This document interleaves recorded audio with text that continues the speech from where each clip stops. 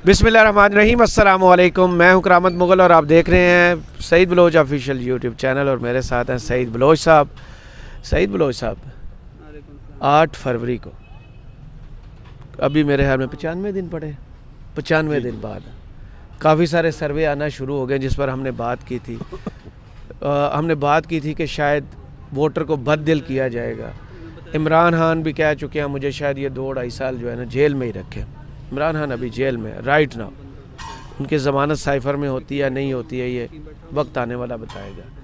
8 फरवरी को इमरान खान जेल में अगर होते हैं, अल्लाह ना करे हो जाए इंसाफ तो वो बाहर होंगे, अगर नहीं होते तो वोटर निकालेगा कौन और वोटर आएगा कैसे? बहुत शुक्रिया करामत मुग़ल साहब। देखें, इमरान खान साहब के ख़िलाफ़ इस वक्त तक उन्हें अभी तो किसी मुकदमे में कोई सज़ा नहीं है।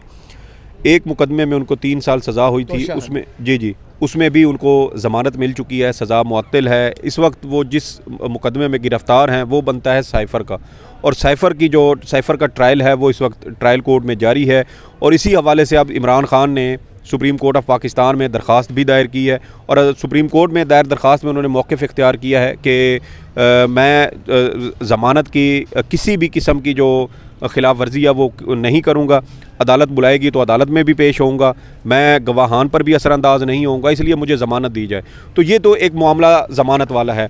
और दीगर जब मेरे ख्याल में जब ये तमाम तर चीज़ें सुप्रीम कोर्ट ऑफ पाकिस्तान में आएंगी तो उसके बाद इम्कान यही है कि वो तमाम मुकदमात जिसमें इस्लामाबाद हाई कोर्ट की जानिब से इमरान खान को रिलीफ़ नहीं दिया गया, सुप्रीम कोर्ट से उनको रिलीफ़ मिलने का इम्कान है। और आप ये देखें कि जहाँ तक मामला है 8 फरवरी के इंतखाबात का, तो जितने भी अब इमरान खान साहब को देखें कि आज क्या तारीख है, 4 बनती है, 4 जी 4 है, और आज पूरे 3 महीने हो चुके हैं इमरान खान साहब को जेल में, पूरे 3 महीने, और 1 साल 1 दिन हो गया अटैक हुए। जी और 1 साल 1 दिन हो गया बिल्कुल, और आज तक वो अपनी मर्ज़ी की FIR नहीं करवा सके। लेकिन 3 महीने जेल में गुजारने के बावजूद आप अगर पाकिस्तान तहरीक इंसाफ के कारकुनों का जोश व खरोश देखें, उनका जज्बा देखें, तो वो किसी भी किस्म का वो आप कह सकते हैं कि वो कम नहीं हुआ। और आप देखें कि गुज़श्ता रोज़ जब ये आम इंतखाबात की तारीख़ का फ़ैसला जारी किया गया तो पूरे मुल्क में अगर किसी सियासी जमात में या किसी सियासी जमात के वर्कर्स में किसी किस्म का कोई जोश व खरोश था इंतखाबात के इनेकाद के हवाले से, तो वो सिर्फ़ और सिर्फ पाकिस्तान तहरीक इंसाफ थी या उनके वर्कर्स थे। दीगर तमाम सियासी जमातें ऐसे लगता है जैसे कोमे में चली गई हैं, कोई जोश खरोश नहीं है, ऐसे फोतगी वाला जो है ना वो हिसाब किताब उनके यहाँ तो बना हुआ है। आपकी उर्दू तो नहीं ठीक करवानी साथ? नहीं आप वो ना करवाएं। तो ये देखें कि जोश व खरोश की बुनियाद पर ही मेरे ख्याल में इमरान खान साहब का जो 8 फरवरी वाला मार्का है ये मेरे ख्याल में पाकिस्तान तहरीक इंसाफ सर कर लेगी। और दूसरी इसमें एक और वजह ये भी है कि महंगाई को अगर आप जो फैक्टर है उसको आप जहन में रखें, फिर गुज़श्ता 16 से 18 माह की जो इंतहा दर्जे की बैड गवर्नेंस है PDM हुकूमत की, उसको आप मद्देनज़र रखें, तो आवाम के अंदर तो एक लावा पका हुआ है जो जुल्म और बर्बरियत आवाम के साथ गुज़श्ता 18 माह में हुई। उसके बाद आवाम सिर्फ़ उस दिन का इंतज़ार कर रही है कि जिस दिन आम इंतखाबात का वो दिन आए और वो गिन के बदले लें, लेकिन वो बदला किसी और तरह का नहीं बल्कि पर्ची के ज़रिए होगा। और इसकी कुछ मैं आपको मिसालें देता हूँ कि पंजाब के 20 ज़िमनी इंतखाबात गुज़श्ता साल हुए। गुज़श्ता साल में जो पंजाब में शायद 2 साल पहले सर, ये पिछले साल हुए हैं ना, पिछले साल तो PDM जुलाई के महीने में सर, जुलाई 2022 में हुए थे ना पंजाब के 20 ज़िमनी इंतखाबात। अब उस 20 ज़िमनी इंतखाबात में आप देखें, मेरे ख्याल में मुझे जहाँ तक याद पड़ता है 47% तक आपका टर्न आउट था। ज़िमनी इंतखाबात में कभी भी इतना ज़्यादा टर्न आउट नहीं रहा। 9 अगस्त इस साल, ठीक है। फिर आप देखें कि जब इमरान खान साहब ने अक्टूबर में इलेक्शन लड़ा, 9 में से 7 हलकों में उन्होंने कामयाबी हासिल की, उस वक्त भी जो टर्न आउट था वो मिसाली था। फिर उसके बाद आप जामपुर में इलेक्शन देखें, आपको याद है गुज़श्ता बल्कि इस साल मार्च में 16 मार्च को जामपुर में इलेक्शन हुआ, लोगों की जी 92,000 से ज़ायद वोट थे। 2018 में आम इंतखाबात जब हुए थे तो पाकिस्तान तहरीक इंसाफ ने इसी हल्के में 88,000 वोट लिए थे।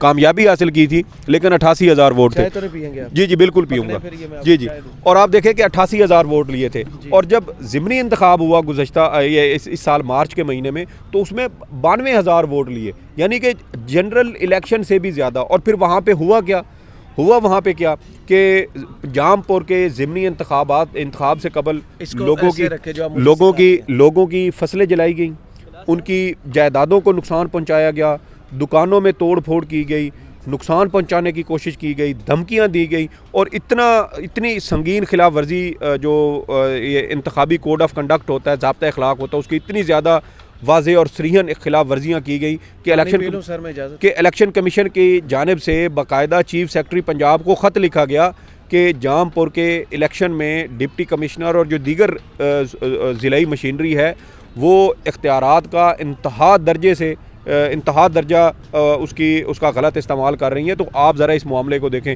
लेकिन लोगों की फसलों को जलाने के बावजूद, उनकी अमलाक को नुकसान पहुंचाने के बावजूद, मुकदमात कायम करने के बावजूद, धौंस धमकी मारपीट करने के बावजूद जामपुर के जलसे में इलेक्शन में लोग निकले, और 2018 के आम इंतखाबात से भी ज़्यादा तारीख़ी टर्नआउट साबित हुआ, और पाकिस्तान तहरीक इंसाफ वहाँ से जीत गई।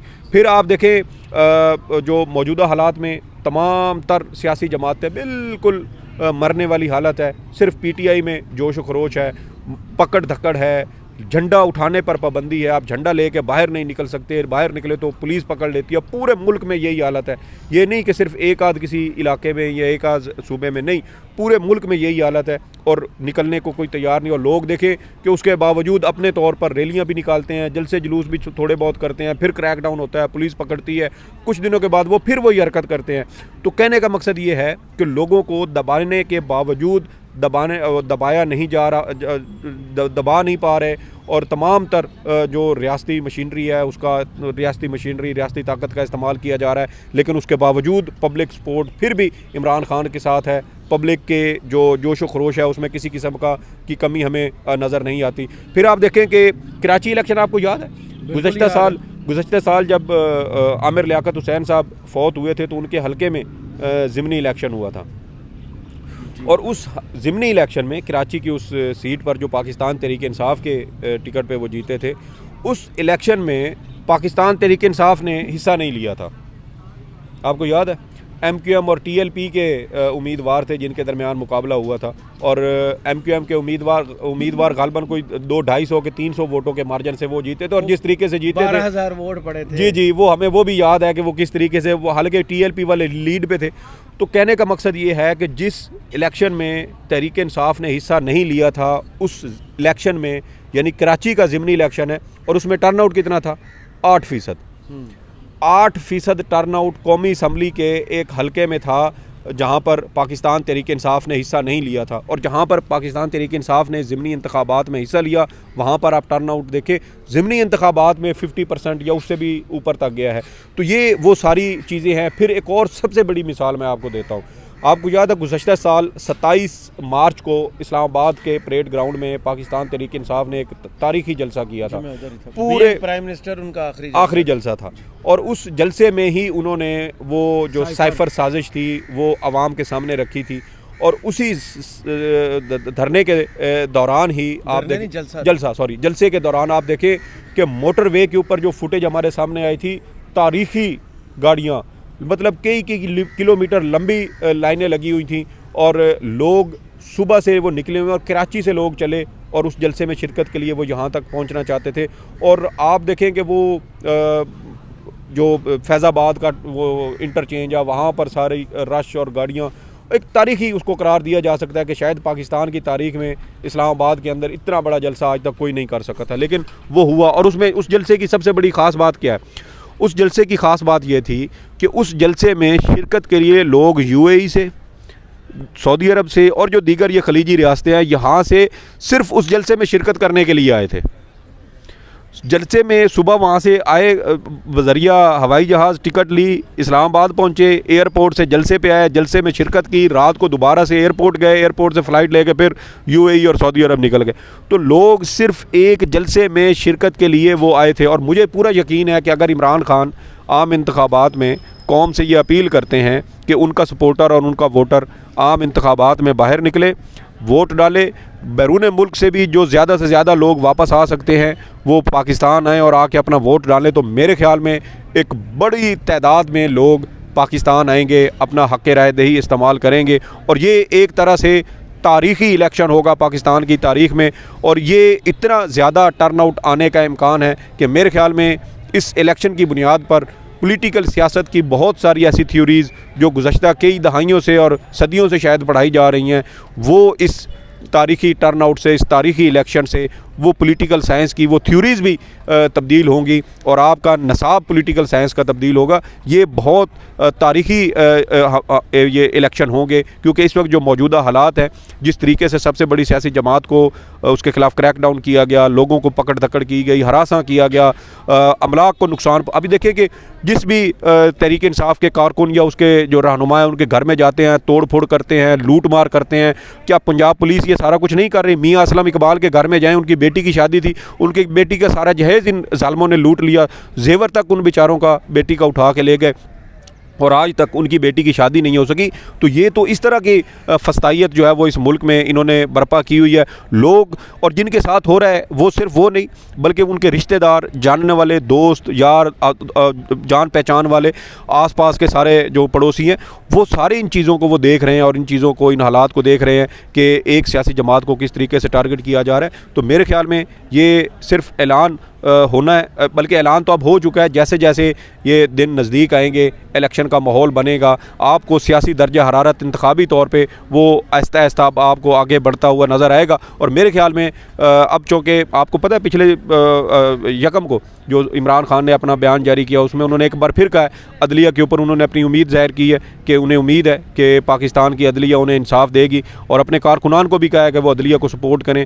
और देखें कि इस वक्त इन हालात में जब पाकिस्तान तहरीक इंसाफ को किसी किस्म की कोई अदालतों से रिलीफ नहीं मिल रहा, तो इसके बावजूद अदलिया के ख़िलाफ़ सोशल मीडिया पर भाई कहीं पर भी पीटीआई की जानिब से कोई मनफी प्रोपेगेंडा नहीं किया जा रहा। अगरचा आमिर फ़ारूक साहब से उनको बहुत ज़्यादा तहफ़्फ़ुज़ात का उन्होंने इज़हार किया, लेकिन उसके बावजूद उस तरह का प्रोपेगेंडा इनकी जानिब से नहीं किया गया या कोई तनकीद नहीं की गई जैसे पाकिस्तान मुस्लिम लीग नून ने जस्टिस मज़ाहिर नकवी के ख़िलाफ़, जस्टिस आयशा के ख़िलाफ़, जस्टिस एजाज़ुल हसन या साबिक़ चीफ जस्टिस उमर अता बंदयाल के ख़िलाफ़ किया। तो मेरे ख्याल में आने वाले दिनों में ये जो हमारा इलेक्शन आ रहा है, अल्लाह करे कि ये 8 फरवरी सियासी हरारत में इजाफा होगा और वोटर ज़्यादा रिएक्शनरी होकर पोलिंग डे पर वोट करेगा। बहुत शुक्रिया सईद बलोच साहब आपके तजिए का।